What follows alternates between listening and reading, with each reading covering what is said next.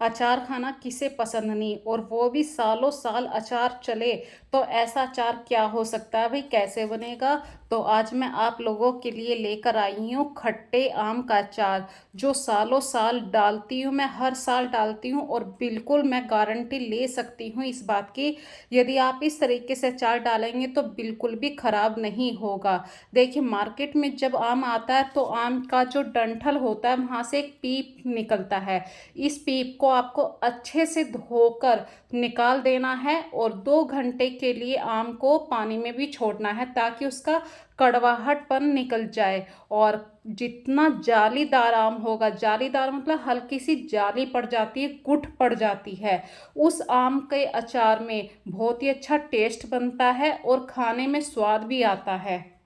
तो आम को धोने के बाद आपको काट के, जिसके 4 भाग हो जाएं या छोटे छोटे भाग हो जाएं, जैसा भी आपको काटना पसंद है वैसा काटिए, और पंखे के नीचे 2 घंटे के लिए सूखने के लिए रख दीजिए ताकि पानी खत्म हो जाए। और गर्मियों में पानी बहुत जल्दी गायब हो जाता है, 2 घंटे की हवा बहुत होती है। अब ध्यान देने वाली क्या बात है, आपको एक एक आम की फाक को हाथ से निकालना है, उसमें कोई भी बीज ना निकल जाए। और देखिए, जब इकट्ठे आम आते हैं तो कोई ना कोई हल्का सा पीला आम भी आ जाता है, इस समय आपको सफ़ेद आम का अचार डालना है। हल्का सा भी पीला आम है तो आपको वो प्लेट से अलग कर देना है। आम का अचार जो खराब होता है उसका रीज़न ये होता है, हम कभी कभी आलस्य के कारण कि कौन एक एक फाक को उठाएगा, ये देखना बहुत ज़रूरी होता है। हमेशा सफ़ेद आम का ही अचार डलता है, यदि हल्का सा पीलापन आ गया तो आप उस आम को अलग कर दीजिए।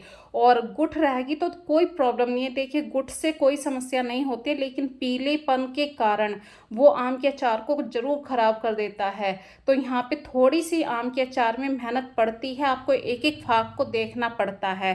फिर जितने आम आपने काटे हैं उन्हें सुखा दिया है, अब इन्हें किसी प्लास्टिक के कंटेनर में भर लीजिए, क्योंकि आम को यदि आप नहीं चराएंगे तो उसके खराब होने के चांसेस ज़्यादा होते हैं। आम के अचार को सालों साल यदि रोकना है तो आम के अचार को आपको चराना पड़ता है। चराने का मतलब है, आम जितना लिया है आपने, 5 केजी आम लिया है, तो इसमें मैं 250 ग्राम नमक डालूंगी, और 3 दिन के लिए इस कंटेनर को बिल्कुल ढक्कन बंद करके अंधेरे में रखूंगी, कभी धूप में रखूंगी। ये थोड़ी सी ध्यान देने वाली बात होती है। ये देखिए, मैंने 250 ग्राम आम में नमक डाल दिया है, और ढक्कन बंद करके रात के वक्त में अंदर, दिन के वक्त में धूप में। ये एक प्रोसीजर होता है। पहले ज़माने में जब नानी दादी के हाथ का सालों साल अचार चलता था, वो ये मेहनत होती थी कि नानी दादी हमेशा अचार को टाइम टू टाइम उसे हिलाती थी, धूप दिखाती थी, चराती थी। और आजकल हमारे पास ये टाइम नहीं होता, हम सोचते हैं इंस्टेंट अचार आ जाए और हम खा लें, लेकिन जो सालों साल अचार रखा रहता है उसमें टेस्ट भी होता है, और वो हमारी सेहत के लिए लाभदायक भी होता है। तो फ्रेंड्स, 3 दिन पहले मैंने आम का अचार इस तरीके से चराया था। अब 3 दिन बाद मैं इस आम के अचार को 2 या 3 घंटे की धूप में इस तरीके से कपड़ा बिछा के छत के ऊपर सुखाऊंगी। ये आप ये मत सोचिए कि परछाई में कैसे सुखा रही हैं, अभी यहाँ पे धूप आने वाली है और गर्मी ज़्यादा है, गर्मी में बैठ के काम नहीं होता है, इसलिए मैं छाया में बैठ के आम के अचार को सुखा रही हूँ। और जो ये आम का नमक वाला पानी होता है, इसको फेंका भी नहीं जाता। यदि हमें लगता है हमारा अचार ज़्यादा सूख गया है, तब ये आम का अचार हमारे लिए बहुत फ़ायदेमंद होता है, इसी की वजह से सालों साल रुकता है हमारा अचार। तो फ्रेंड्स, यहाँ पे 2 घंटे की बिल्कुल टाइट धूप लगा चुकी हूँ मैं आम के अचार को।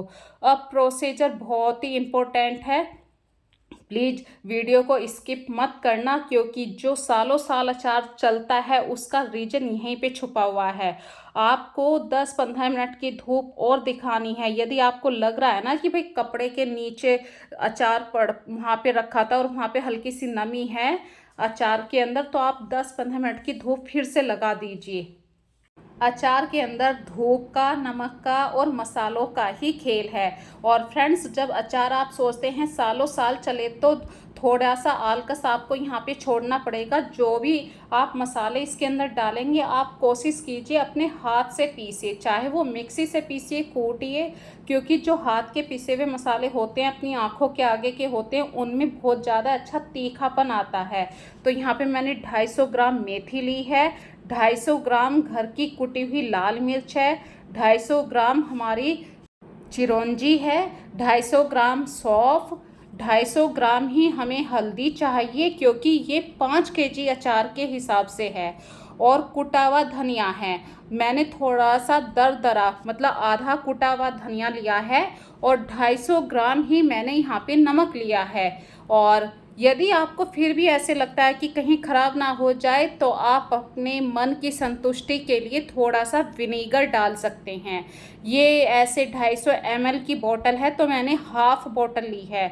और प्योर सरसों का तेल ज़रूर लीजिए। प्योर सरसों के तेल के बिना आपका आम का अचार नहीं रुकेगा। आप कहीं से भी निकलवा सकते हैं आम के अचार के लिए सरसों का तेल, या बाज़ार में प्योर सरसों का तेल मिलता है आप वो ले सकते हैं।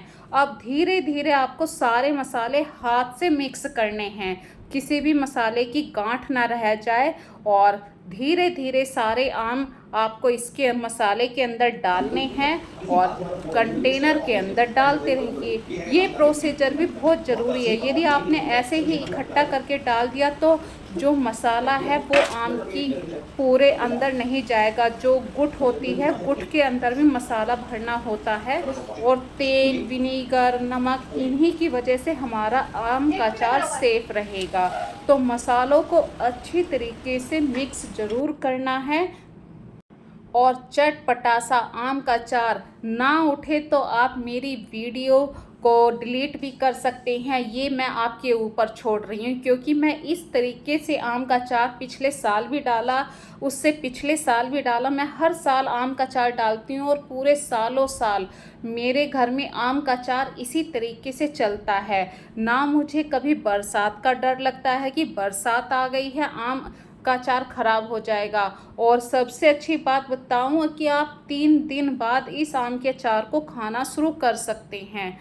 और इस आम के अचार की एक और ख़ास बात है कि जो ये गुठ है, इस गुठ में तेल इतनी अच्छी तरीके से जाता है क्योंकि हमने सुखाया है, और तेल और नमक जब पानी बनता है तो जो आम की गुठ होती है वो उस पानी को पी लेती है, और आम के अचार को रोटी खाने के बाद चूसने में बहुत ही मज़ा आता है। फिर भी 1 और % आपको डाउट है तो 2 चमचे आप इस पानी को डाल सकते हैं। ये वो पानी है जिसके अंदर हमने आम का अचार चढ़ाया था। तो फ्रेंड्स, यदि आप लोग भी इस तरीके से आम का अचार डालते हैं तो मुझे कमेंट करके ज़रूर बताना। इस वीडियो को ज़्यादा से ज़्यादा लाइक कीजिए, शेयर कीजिए, और अपना प्यार ऐसे ही देते रहिए। फिर मिलेंगे एक नई वीडियो में।